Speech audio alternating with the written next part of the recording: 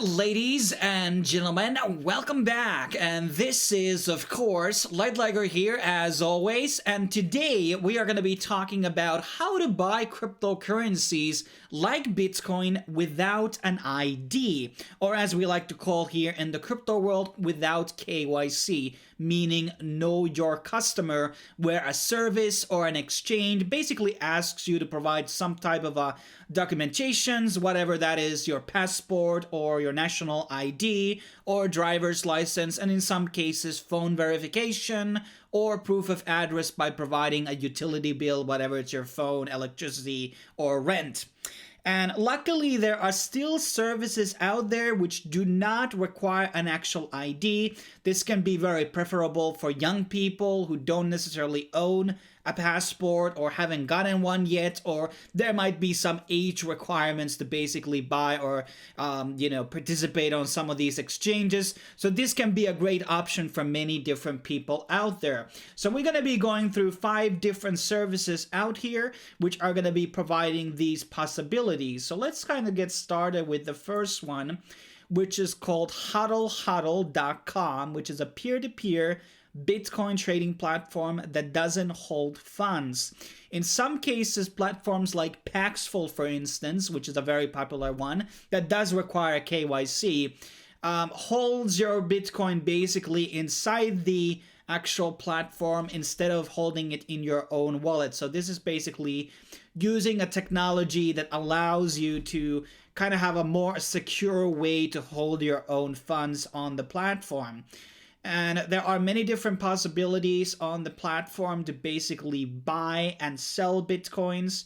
Multiple different providers here, with everybody having their own rating here. So once the trade is concluded, there's obviously a form of a rating given usually, and this obviously is something you should always look when you're going to be choosing what you're going to be trading with. There are different payment methods which can be from different cryptocurrencies, the bank transfers, the PayPal, SEPA. We could actually take a look at these different forms of payment methods here, and you can choose a location. Far as I know, there is no blacklisted countries here. Some of these websites, which I'm going to be providing here today, may have region blocks. And there's obviously different types of rates for different types of transfers. Usually, these types of services can be a bit more expensive depending where you come from and what type of a service you're going to be using, versus like going through an actual exchange, which is going to be requiring that identification in order to proceed. And this one obviously doesn't have perhaps as much different offers here in compared to a lot of the other ones that are actually in the space. As you can see, there's not really as many vendors here. Well, actually, when you change the filters, it does expand it, so don't mind that. And there are things like Amazon gift cards, bank accounts, in person even, and there are a lot of local different types of payment processors out there, and many of these are usually listed on multitude of these websites. There's also a bounty program, an affiliate program also available for those who want to get people involved, and they also offer a lending service as well, which is something that maybe certain people want to perhaps take a look into. But let's look into our next service, which is actually ATMs. And ATMs are probably the easiest way to get involved and get started. Those can obviously differ between a machine. Some of the machines do have a KYC, I do want to say that. But there are multitude of these machines all across the world, which you can find on this website. So let's say you're going to be living in Spain and you want to look through, where can I basically buy? And here you can find different types of services across Spain, which are going to be allowing you to buy and sell different cryptocurrencies. Not all ATMs allow you to sell. Some are just for buying. But I think they're going to become more and more popular as time goes on. And I have personally used one in the past, and I have to say it's a pretty smooth service. But I do want to mention that it is not usually very they're not exactly the most cheapest options. Once again, I do want to mention that, but some people don't obviously care if you're going to be buying big sums. and some are obviously going to be having selected coins as well. So the Bitcoin ones are the most popular. Some will have obviously Litecoin and Ethereum, but there is like a lot less these ITMs, which are going to be having like more smaller altcoins. And obviously, if you have options to buy something like Dash, that is going to be considerably cheaper compared to a lot of the other options due to the nature of the transaction fees. But a very important website to basically look into the ATMs. Most countries around the world have this option. Venezuela is a good example, for example, where crypto is really needed right now, and there are services there allowing people to basically access different types of ATMs right now. Let's move in. We have next up called Cryptolocally.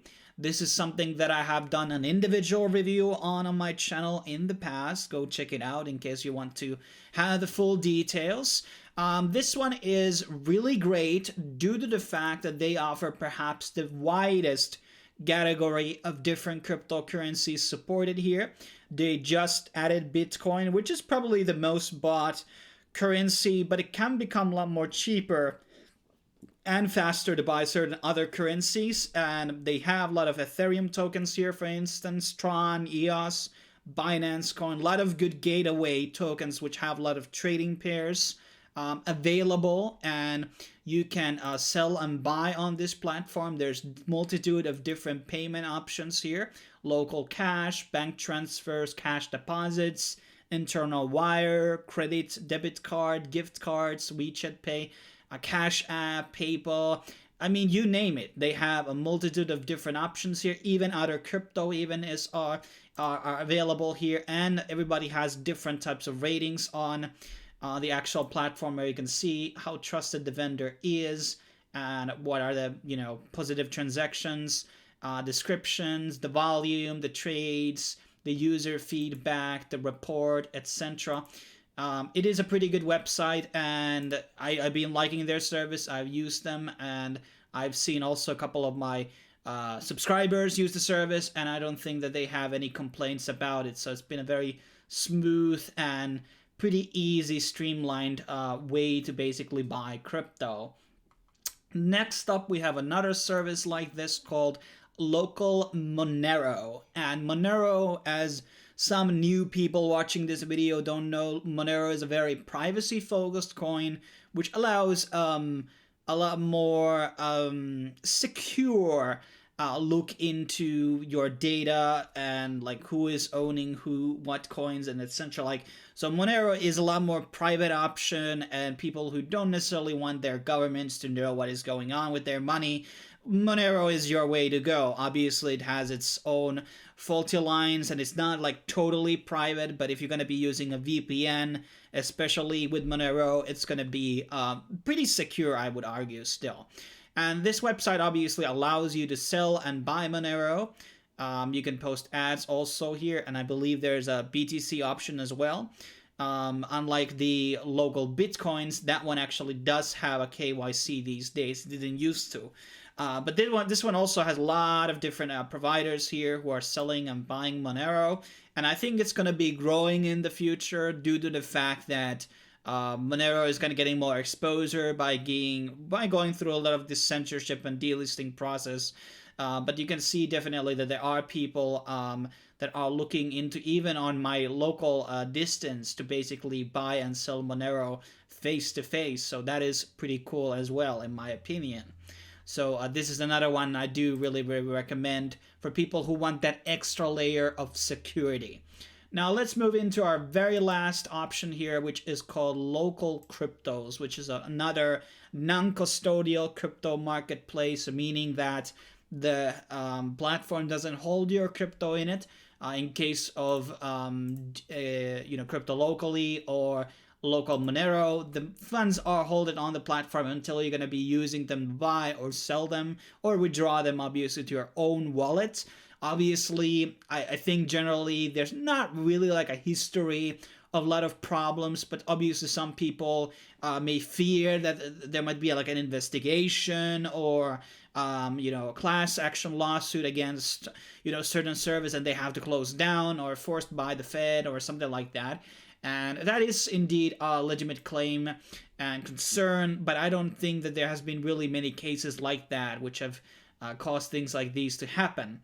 And local cryptos has also a good chunk of altcoins listed here, such as Ethereum, Litecoin, and Dash, for those who don't want to just buy Bitcoin.